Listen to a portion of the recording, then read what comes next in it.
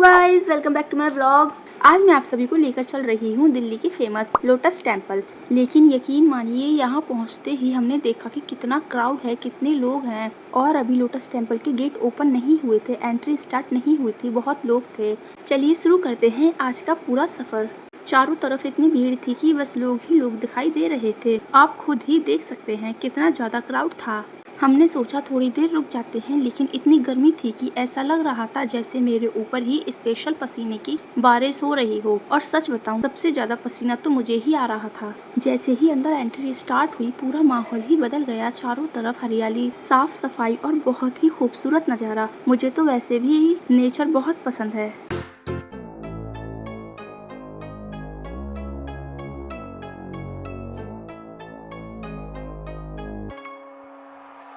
और जल्दी से मेरे चैनल को सब्सक्राइब कर दो, वीडियो को लाइक कर दो और बेल आइकन प्रेस कर लेना, ताकि आप सभी के पास मेरे ब्लॉग की नोटिफिकेशन टाइम टू टाइम पहुंचती रहे। कमेंट में बताना कि कौन कौन दिल्ली से मेरा ब्लॉग देख रहा है।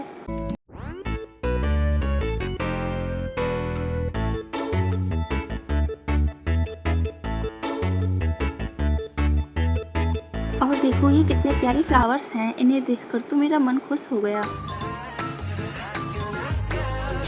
एंट्री लगातार चल ही रही थी और सभी लोग लोटस टेम्पल की तरफ बढ़ रहे थे। हमने भी अपना सफ़र आगे शुरू किया। यहाँ से लोटस टेम्पल थोड़ा सा दिखाई दे रहा था, लेकिन जूम करके देखो तो कितना शानदार लग रहा है। सच में इसकी डिज़ाइंस दूर से भी बहुत खूबसूरत लगती हैं। और ये देखो, सनफ्लावर कितने प्यारे लग रहे हैं। अभी तो ये छोटे हैं, बड़े हो जाएंगे तो और अच्छे लगेंगे।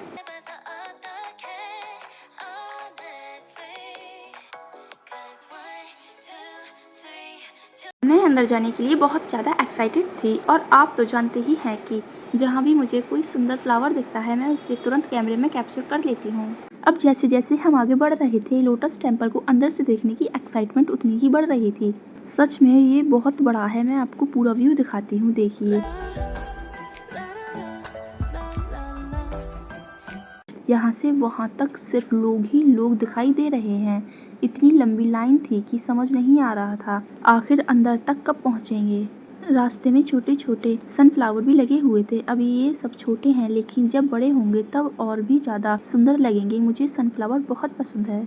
मैं सबसे आगे चल रही थी और मेरे कजिन्स पीछे पीछे आ रहे थे, क्योंकि सबसे ज़्यादा एक्साइटमेंट तो मुझे ही थी।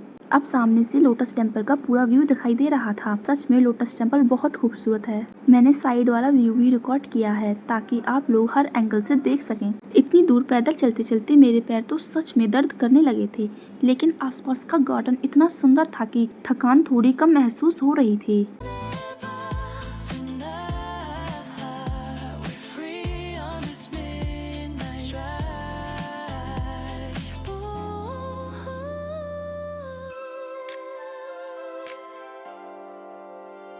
서져도 웃고 있어 알지도 못한 이름을 비밀스럽게 또 적어 사랑은 정말 뭘까봐 내 맘을। इसी बीच मैंने देखा कि एक अंकल और आंटी गार्डन में बैठे हुए थे। तभी गार्ड आए और उन्होंने उन्हें उठने के लिए कहा। गार्डन में बैठना अलाउड नहीं है।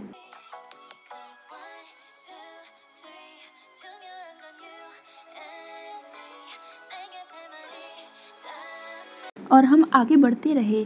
कभी सीढ़ियाँ चढ़ रहे थे तो कभी उतर रहे थे। समझ नहीं आ रहा था कि लोटस टेम्पल के अंदर कब पहुँचेंगे।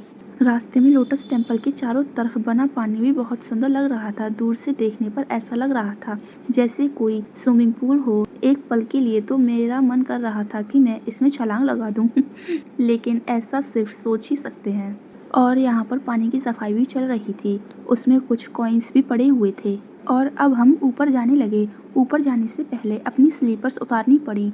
वहाँ एक बैग भी दिया गया, जिसमें हमने अपनी अपनी चप्पल रख दी और फिर सीढ़ियाँ चढ़ना शुरू किया।